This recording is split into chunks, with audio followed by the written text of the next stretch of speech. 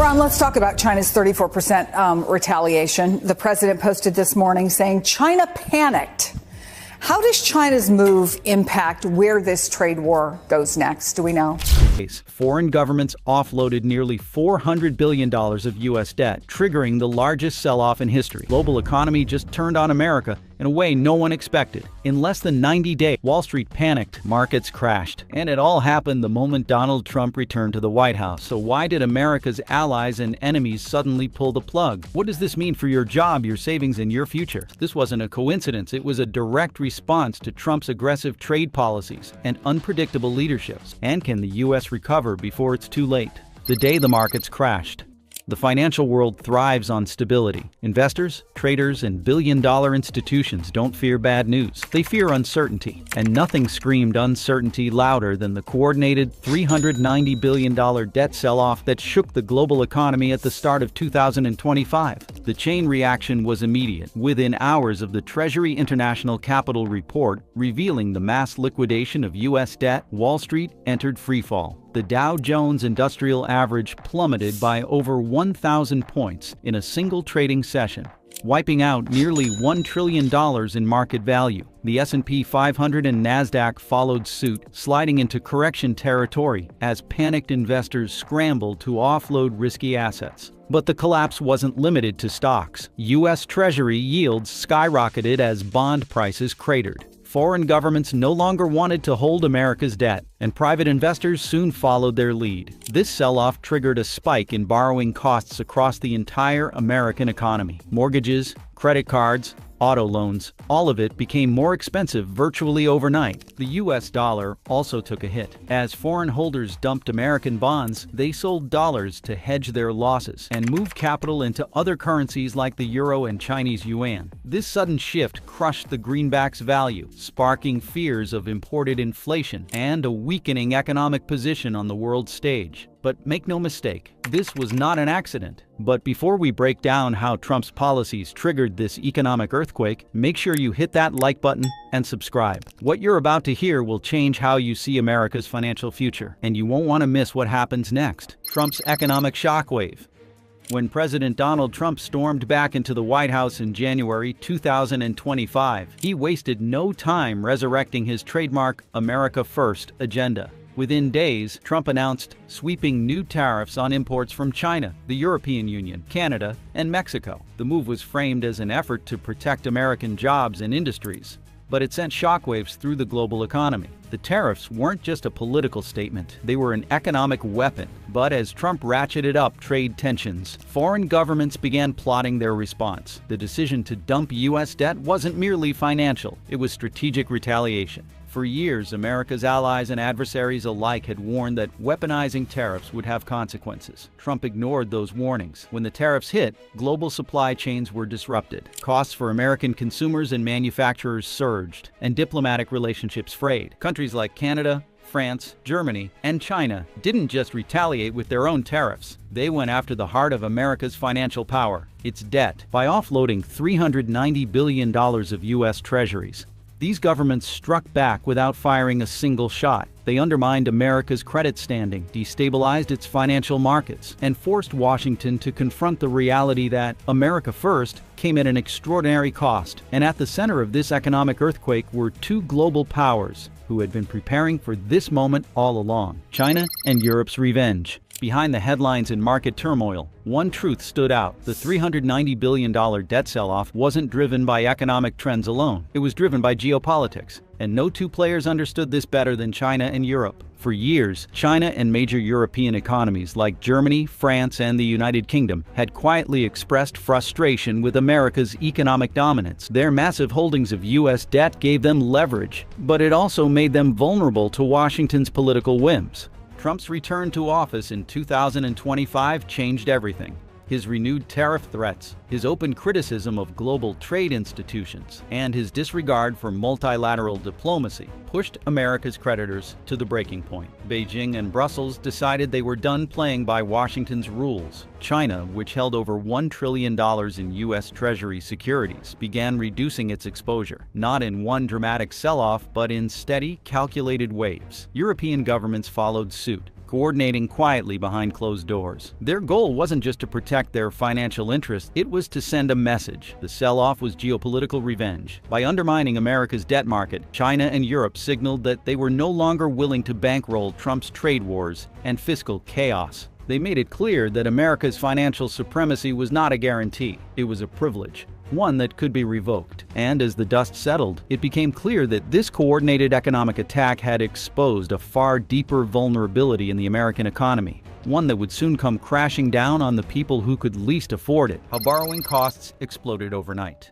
The United States economy has weathered many storms, but nothing could have prepared American families and businesses for what came next. Following the largest coordinated sell-off of U.S. debt in modern history, interest rates did not merely rise, they skyrocketed overnight. The $390 billion dump of U.S. Treasury securities by foreign governments was more than just a signal of distrust. It triggered a financial chain reaction that sent borrowing costs soaring at speeds no economist could have anticipated. It began quietly, as Brazil, Ireland, Canada, and dozens of other nations slashed their U.S. debt holdings. Bond yields surged. The U.S. government suddenly needed to offer much higher returns to convince any buyer, foreign or domestic, to take on the massive debt being dumped on the market. That surge in yields instantly translated into higher interest rates across the American economy. By March of 2025, average mortgage rates jumped past 8%, up from 5% only 4 months earlier. Credit card interest rates climbed beyond 28%, hitting an all-time high. Auto loans soared, pushing many prospective buyers out of the market entirely.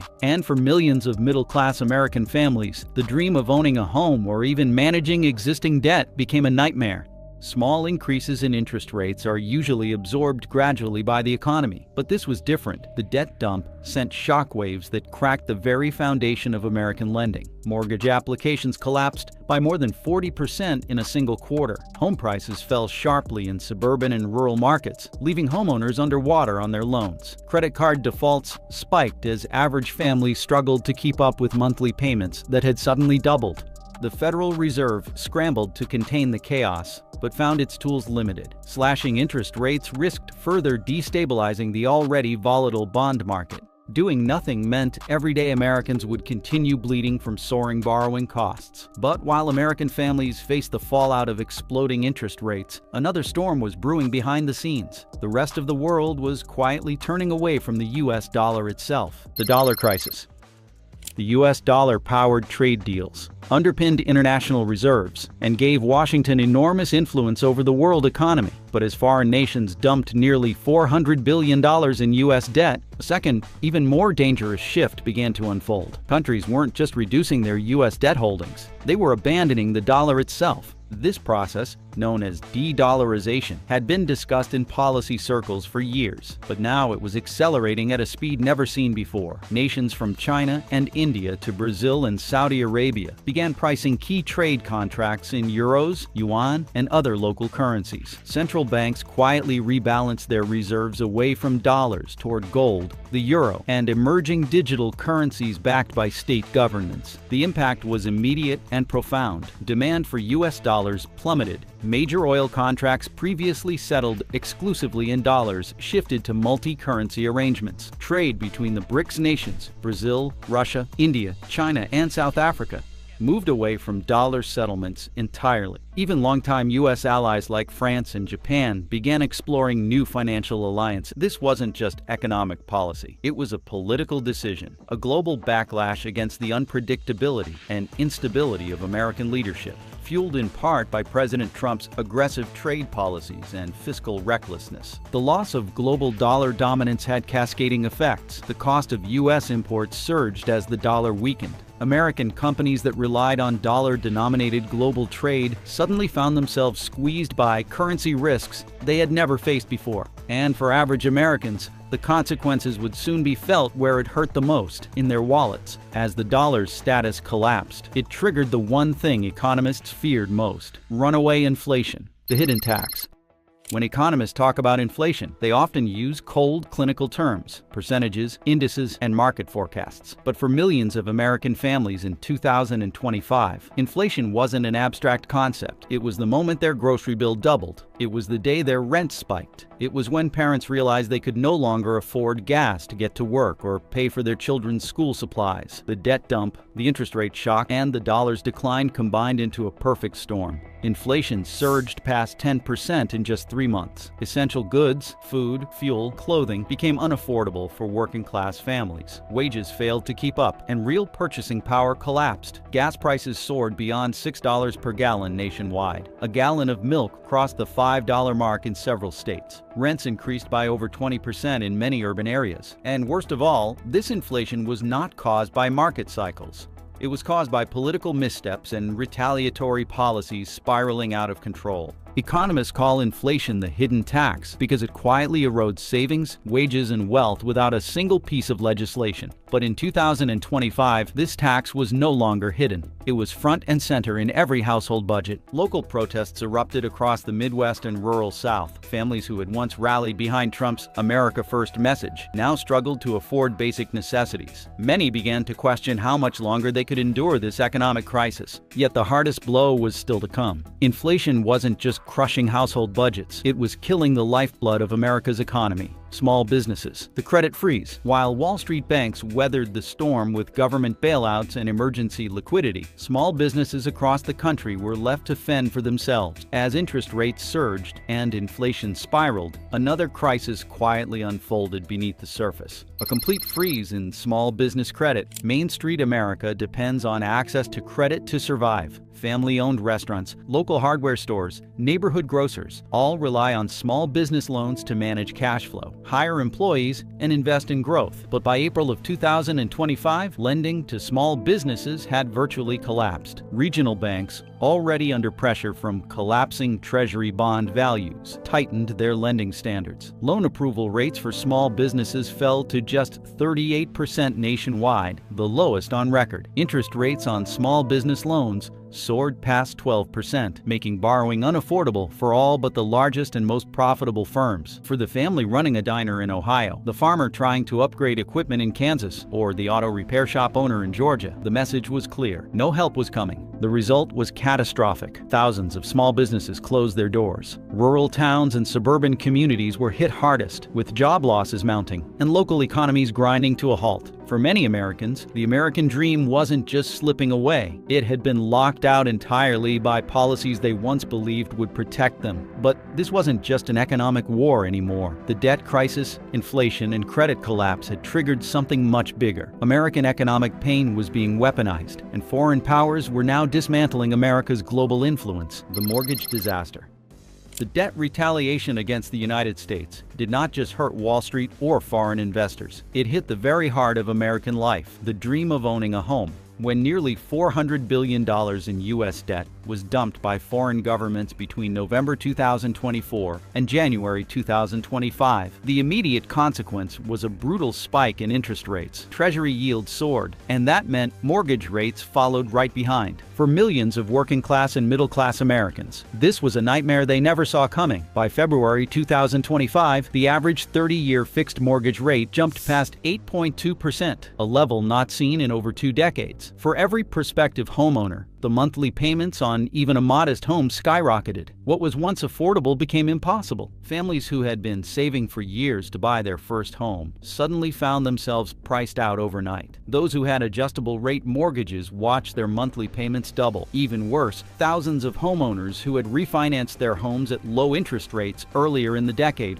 were now facing foreclosure because their incomes could no longer keep pace with the rising cost of debt. The housing market froze. Buyers disappeared. Sellers slashed prices in panic, but no amount of price cuts could compensate for the suffocating mortgage rates. Home construction projects ground to a halt, leading to mass layoffs in the construction industry. And millions of Americans realized that the American dream was slipping further and further out of reach. But the nightmare wasn't limited to housing. While homeowners and would-be buyers were drowning in debt, another financial crisis was brewing for an entirely different group, those who thought their futures were already secured: the retirement crisis. The financial earthquake triggered by the foreign debt sell-off didn't stop at mortgage rates. It shook the very foundation of retirement security for millions of Americans. The sell-off caused Treasury bond prices to collapse. Stock markets plummeted in tandem, shedding trillions of dollars in value. For decades, American retirees had been told to invest in stocks and bonds through their pension funds and retirement accounts. These instruments were supposed to be safe, steady, and reliable, the bedrock of financial stability in old age. But between November 2024 and March 2025, that illusion shattered. Public and private pension funds, which had allocated large portions of their portfolios to U.S. Treasuries, saw the value of their holdings decline by nearly 20% in just 3 months. Stock portfolios tied to these funds took an even bigger hit. The Dow Jones Industrial Average plunged by over 3,000 points. The S&P 500 dropped nearly 12%. For retirees living on fixed incomes, the impact was devastating. Monthly pension payments were slashed. Millions of older Americans who thought they had secured a stable future were now scrambling to cover basic expenses. Some were forced back into the job market, competing with younger workers for low-paying positions. Others faced the terrifying prospect of outliving their savings. And for those still years away from retirement, the collapse of 400 balances meant their financial goals had been pushed years, if not decades, into the future. The American promise of a dignified, secure retirement had vanished almost overnight. Yet, while retirees watched their life savings evaporate, every American was about to face another harsh reality, one that would affect their day-to-day lives in ways they never imagined: the price explosion. The massive foreign debt sell-off didn't just break Wall Street or retirement accounts. It broke the price stability that Americans took for granted. When $390 billion in U.S. Treasuries flooded the market, interest rates surged. That drove up the cost of borrowing not just for the government, but for every household, every business, and every consumer. As borrowing costs rose, so did the price of everything else. Businesses passed higher financing costs onto customers. Credit card rates hit historic highs, making everyday spending more expensive. The cost of food, gas, healthcare, and basic services spiraled upward. By April 2025, the U.S. Consumer Price Index had jumped to its fastest pace in over 15 years. Inflation surged back above 7.5%, wiping out wage gains and forcing families to cut back on essentials. Grocery bills ballooned. Rent payments soared. Utilities became unaffordable for many working-class households. The Federal Reserve, already struggling to manage the fallout from Trump's trade policies, and the foreign debt crisis, responded by tightening monetary policy even further. Interest rates were hiked again, deepening the economic pain. And while American consumers were struggling to afford basic necessities, the worst consequence of the debt crisis was just beginning to unfold. It wasn't about prices or savings. It was about jobs. The job market bloodbath.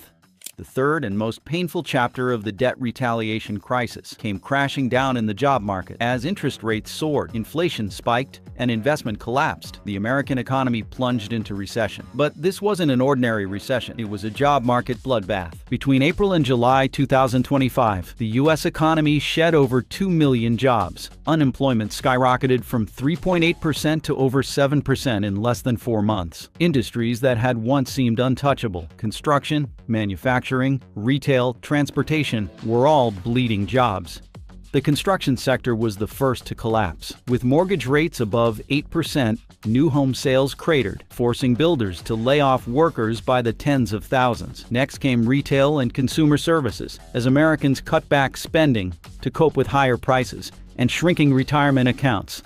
But the most shocking layoffs came from corporate America. Major U.S. companies, facing skyrocketing financing costs and evaporating demand, began cutting staff aggressively. Fortune 500 firms slashed entire departments. Small businesses folded. The gig economy, once a safety net for struggling workers, dried up as customers vanished. American workers who had nothing to do with government debt policies were now paying the ultimate price. Livelihoods were destroyed. Families were thrown into poverty. Entire towns were gutted as factories and offices closed their doors. The American dream, already battered by rising housing costs, collapsing retirement accounts, and runaway inflation, was now buried under mass unemployment. But while American families were paying the price, Washington itself was falling apart behind the scenes. The Treasury trap. As U.S. Treasuries flooded back into the market, interest rates surged. Every additional percentage point in interest cost the government hundreds of billions of dollars more per year.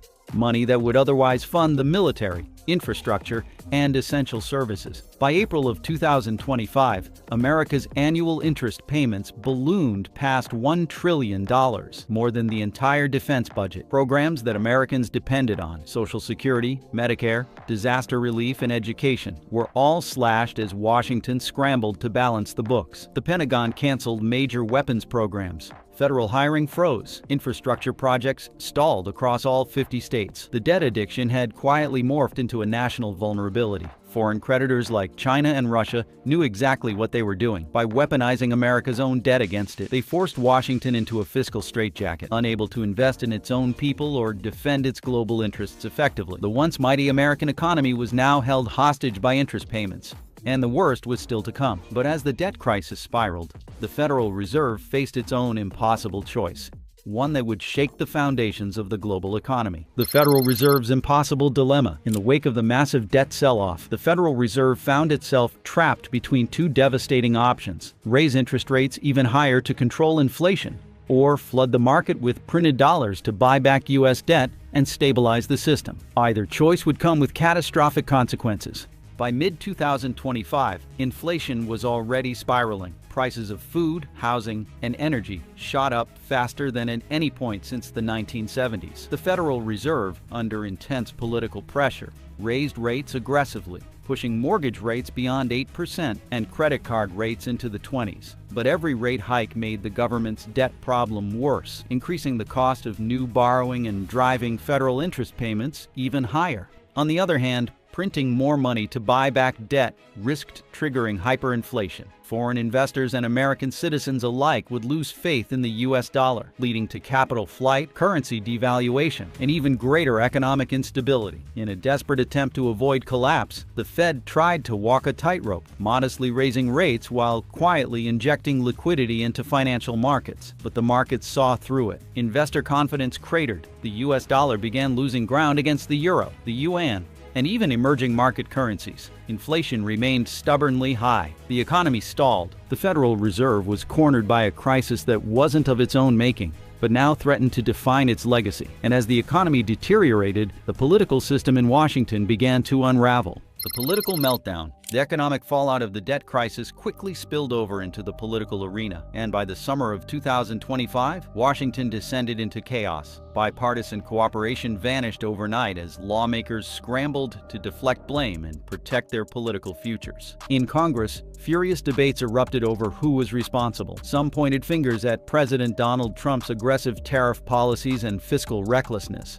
Others blamed foreign governments for weaponizing debt. Still others accused the Federal Reserve of mismanagement. But amidst the shouting, no solutions emerged. The government faced budget gridlock. Emergency relief packages to help struggling families stalled. Defense spending bills collapsed in committee. Even routine legislative functions ground to a halt. With public trust in Congress at record lows, approval ratings for both parties plummeted. Protests erupted outside the Capitol. State governments declared financial emergencies as federal funding dried up. Governors from both parties demanded action. Washington remained paralyzed. The debt crisis didn't just break the economy, it broke America's political system. And while lawmakers bickered and blamed one another, foreign powers seized the opportunity to rewrite the global order. How America's enemies cashed in on the collapse. While Washington floundered and American families suffered, rival powers abroad saw an opening, and they moved fast. By late 2025, China, Russia, and a coalition of emerging economies were working behind the scenes